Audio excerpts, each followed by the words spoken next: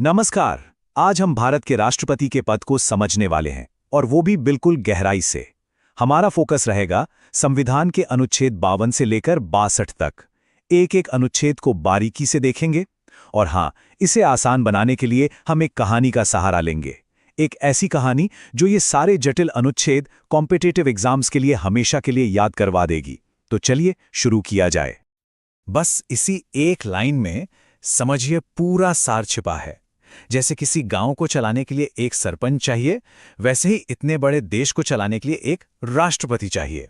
यही हमारी कहानी का, हमारे पूरे विश्लेषण का आधार है। देखिए, ये तुलना कितनी सीधी है।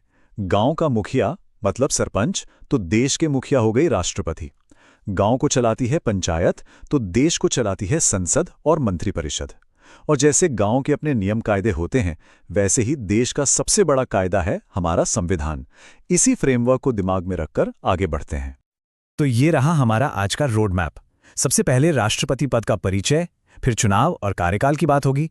उसके बाद देखेंगे कि इस पद के लिए क्या योग्यता और शर्तें हैं, उन्हें पद से हटाने की प्रक्रिया क्या है, और आखिर में उनकी शक्तियां क्या हैं।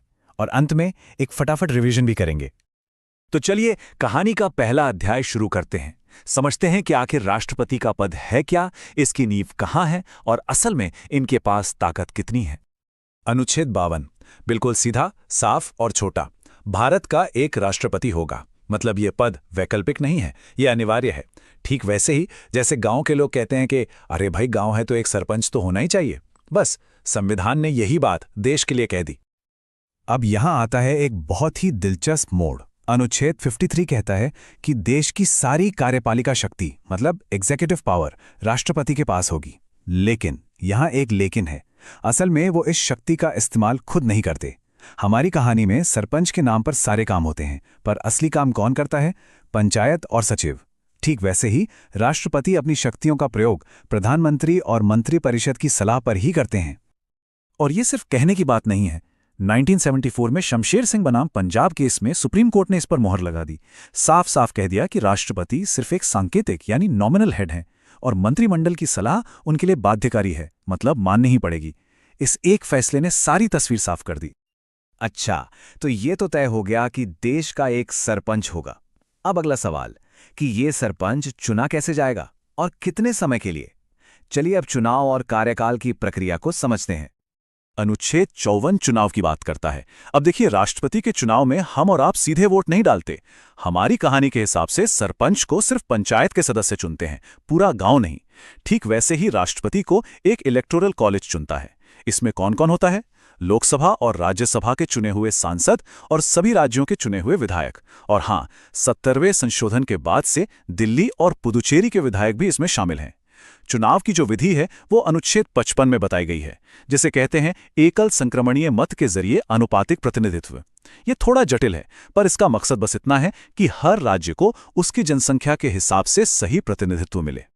कार्यकाल का हिसाब किताब बहुत सीधा है।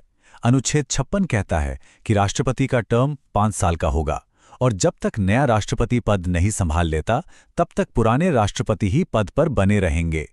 फिर आता है अनुच्छेद 57, जो कहता है कि कोई भी व्यक्ति कितनी भी बार राष्ट्रपति के पद के लिए दोबारा चुना जा सकता है। इस पर कोई रोक नहीं है।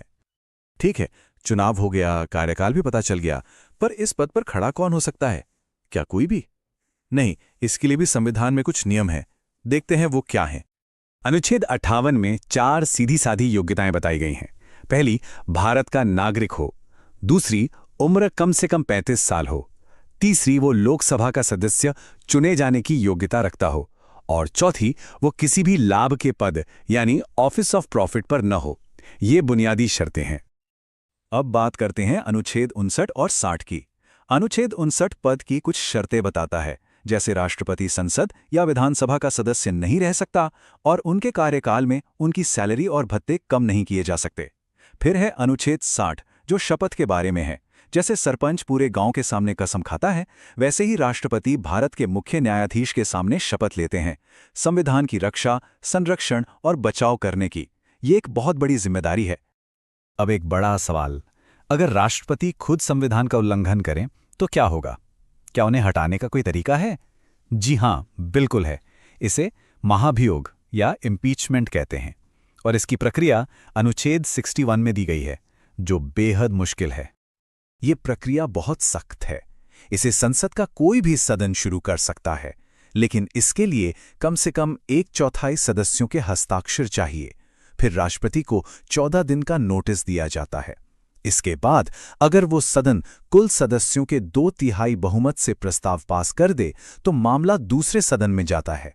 दूसरा सदन आरोपों की जांच करता है और अगर वो भी 2/3 बहुमत से प्रस्ताव पास कर दे तो राष्ट्रपति को पद छोड़ना पड़ता है।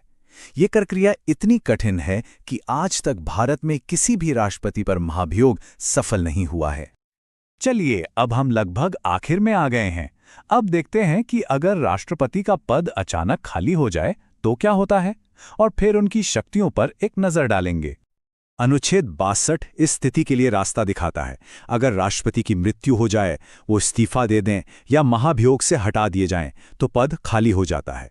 ऐसे में संविधान कहता है कि 6 महीने के अंदर अंदर नए चुनाव हो जाने चाहिए, और इस बीच उपराष्ट्रपति ही राष्ट्रपति का काम संभालते हैं। व्यवस्था में कोई खालीपन नहीं छोड़ा गया है। भले ही राष्ट्रपति सांकेतिक प्रमुख हैं, पर उनकी शक्तियां बहुत हैं। देखिए, प्रधानमंत्री से लेकर सुप्रीम कोर्ट के जज तक की नियुक्ति वही करते हैं। तीनों सेनाओं के सुप्रीम कमांडर वही होते हैं। कोई भी बिल उनकी मंजूरी के बिना कानून नहीं बन सकता। उनके पास सजा माफ करने की शक्ति है, यहां तक कि मौत की सजा भी। और सबसे बड़ी बात, देश में इमरजेंसी लगाने की शक्ति भी उन्हीं के पास है। तो आम समय में भले ही वो नाम मात्र के मुखिया हों, पर संकट के समय में उनकी भूमिका सबसे अहम हो जाती है। तो चलिए, अब तक जो भी हमने समझा उसे एक बार फटाफट रिवाइज कर लेते हैं। ये हिस्सा खास तौर पर परीक्षा की तैयारी करने वालों के लिए बहुत जरूरी है। ये रही एक क्विक रिवीजन टेबल। अनुच्छेद 52 से 62 तक कौन सा अनुच्छेद किस बारे में है, सब एक जगह। इसमें अनुच्छेद 54 में 70वां संशोधन और अनुच्छेद 60 में 42वां संशोधन, ये 2 बातें खास तौर पर ध्यान रखने वाली हैं। इसका एक स्क्रीनशॉट लेकर रख सकते हैं, बहुत काम आएगा। तो हम आपको इसी सवाल के साथ छोड़कर जाते हैं, भारत के राष्ट्रपति की भूमिका असल में है क्या? एक तरफ तो वो मंत्रिपरिषद की सलाह मानने को मजबूर एक नाम मात्र के मुखिया हैं, लेकिन दूसरी तरफ देश में आपातकाल लगाने जैसी अपार शक्तियां भी उन्हीं के पास हैं। तो सोचिए, राष्ट्रपति का पद क्या है? सिर्फ एक रबर स्टैंप या फिर संकट के समय में देश का सबसे बड़ा रक्षक? इस पर विचार जरूर कीजिएगा।